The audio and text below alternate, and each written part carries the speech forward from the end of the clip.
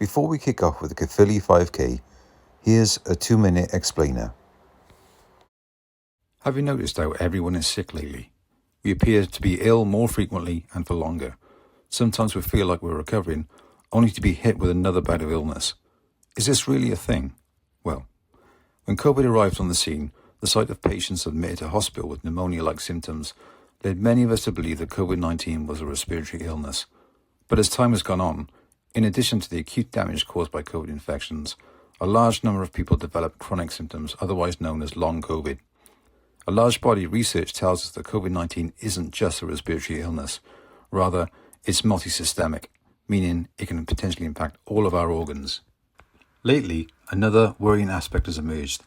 It seems each COVID infection causes lasting damage to our immune system.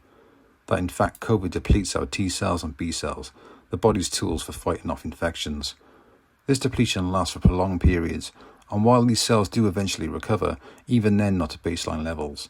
We've been seeing more people talking recently about COVID's impact on the immune system. This latest study both adds to that growing body of evidence. And this might account for the huge surge in infectious diseases we're seeing at the moment, and could even explain the outbreaks of meningitis, lately seen in Kent, Reading and Weymouth. Not to mention the recent spate of tuberculosis cases, including this Amazon warehouse in Coventry. Now some of you might say, well, outbreaks happen all the time. Well, take a look at this data from the UK Health Security Agency. In the years leading up to the pandemic, meningitis cases were on a downward trend.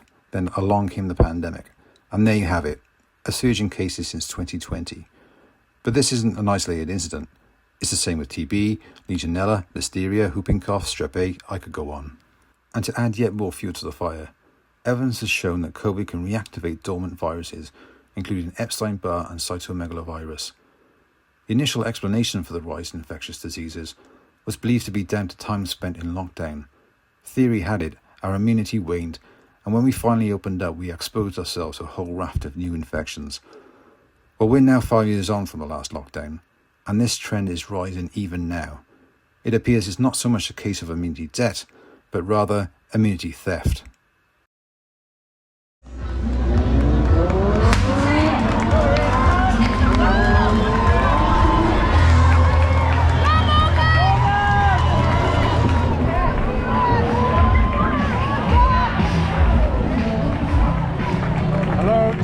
And today I'm in Caerphilly, known for its cheese and the birthplace of one Tommy Cooper. Let's go.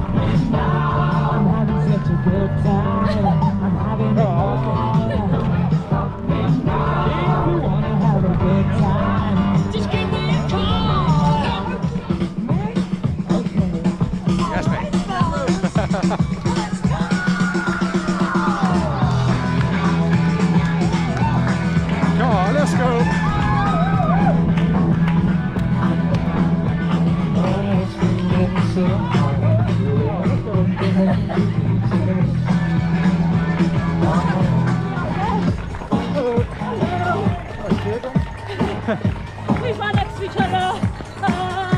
This where we ate the last one. Yeah, that's obvious. Are you sure that was me though? Sorry? Are you sure that was me?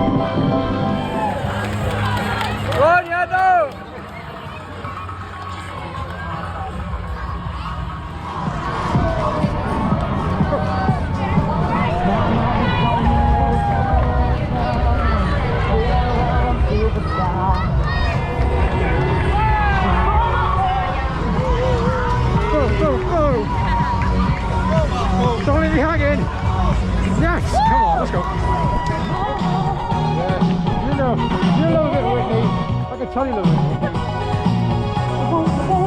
Hold on, mate. Who's going to dance with me then? Go on, mate. Yeah! Let's go.